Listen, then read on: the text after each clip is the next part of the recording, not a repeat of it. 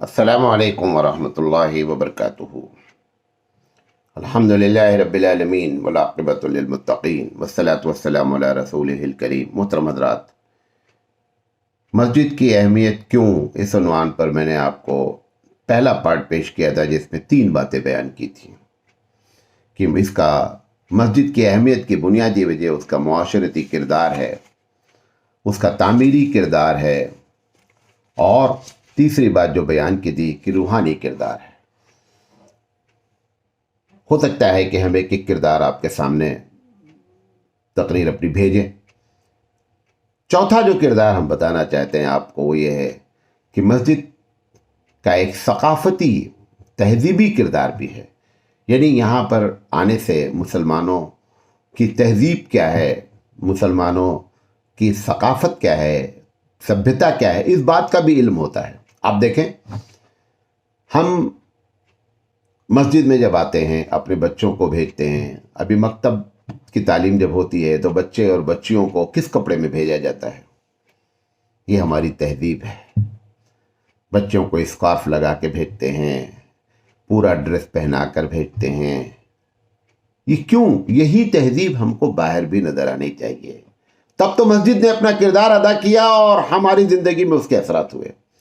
और अगर मकतब की हद तक बच्चे को अच्छा कपड़ा और बच्चियों को अच्छा कपड़ा पहना के भेजा गया, अच्छे से मुराद इस्लामी लिहाज से जो सही है, यही हकीकत में हमारी तहजीब है। तो इससे हमारी तहजीब का किरदार भी मालूम होता है कि मस्जिद में मुसलमानों की तहजीब, सभ्यता क्या है। अल्लाह ताला ने कुरान में कहा, खुज़ू ज़ीनतकुम इंद कुल्ली मस्जिद। जब मस्जिद आया जाए तो अच्छे ड्रेस में आया जाए, अच्छे कपड़ों में आया जाए।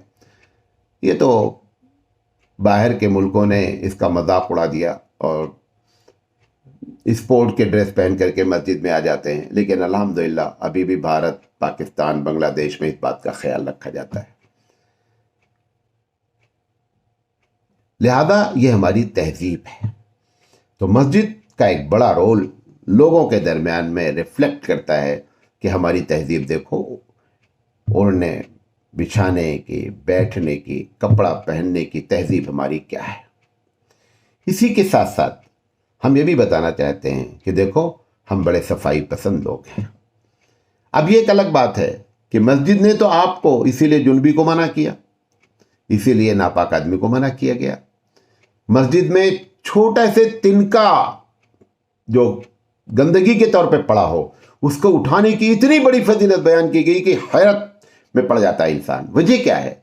बताना चाहता है कि मुसलमान निहायत सफाई पसंद है। अब अगर ये सफाई बाहर जिंदगी में नजर नहीं आ रही है, जैसा कि मुशाहिदा है, जैसा कि देखा जा रहा है, प्रैक्टिकली है, तो हकीकत में आपने अपनी तहजीब का गलत तारुफ कराया। क्योंकि मस्जिद में तो तरबियत की गई थी। मस्जिद में तो कौन आएगा? मुसलमान आएंगे। हैं? बाहर आपको कौन देखता है? सब देखते हैं। तो बाहर वालों को आपने अपनी मस्जिद की तहजीब का कोई असर छोड़ा ही नहीं।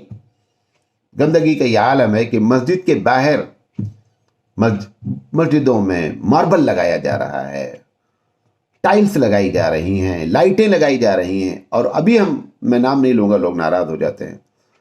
आप यकीन नहीं करेंगे, टॉयलेट और बाथरूम इतना गंदा कि उसको अपने आप को साफ रखने के लिए पहले उसको साफ करना पड़ता है।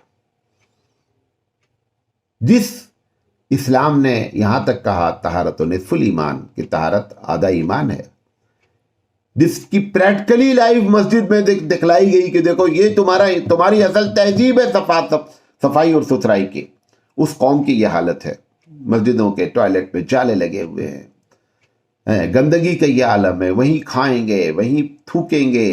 यानी अगर कोई यूरोपियन, ऑस्ट्रेलियन अगर आपके मस्जिद के टॉयलेट में दाखिल हो जाए, अगर उसने इरादा भी किया हो कि हम मुसलमान हो जाएंगे, तो आपके टॉयलेट और बाथरूम देख कर कहेगा कि इससे गंदी कौम कोई नहीं होती है, खुदा के। और ये सब तरबियत कहाँ होती है?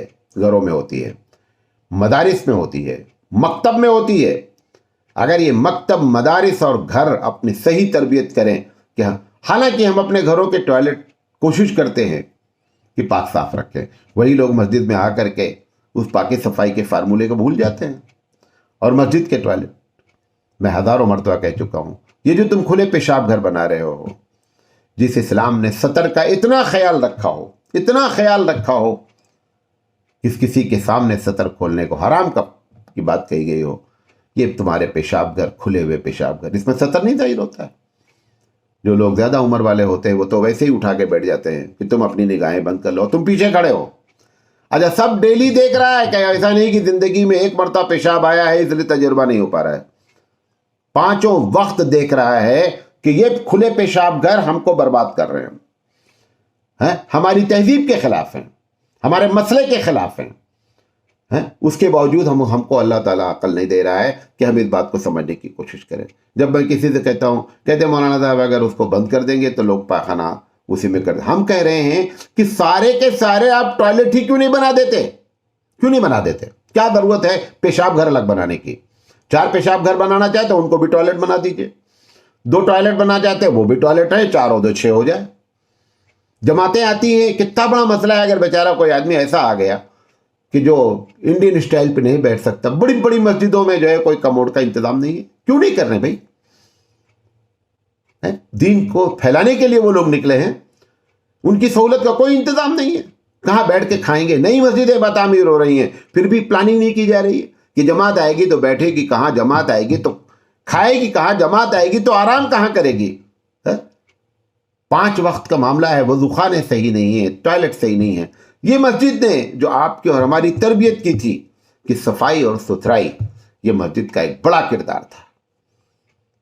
اسی طریقے سے تہذیب کے لحاظ سے دیکھا جائے تو اصل علم ہوتا ہے، علم ہی انسان کو تہذیب بناتی ہے۔ اسی لیے مسجد سب سے بڑا علم کا گہوارہ ہے۔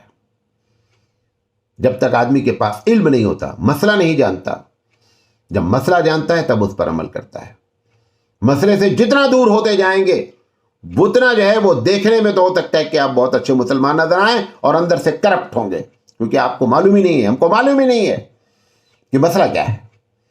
لہذا مسجد کا ایک بڑا کردار تعلیم ہے، چاہے وہ اللہ کے رسول صلی اللہ علیہ وسلم نے زبانی طور پر دیا، چاہے درس کی شکل میں دیا، چاہے صحابہ نے بیٹھ کر آپس میں ایک دوسرے سے مسائل پر بحث کیا، الگ الگ ٹیمیں میں بیٹھ کر کے باتیں کرتی تھیں، یہ ساری چیزیں حدیثوں میں ذکر ہیں۔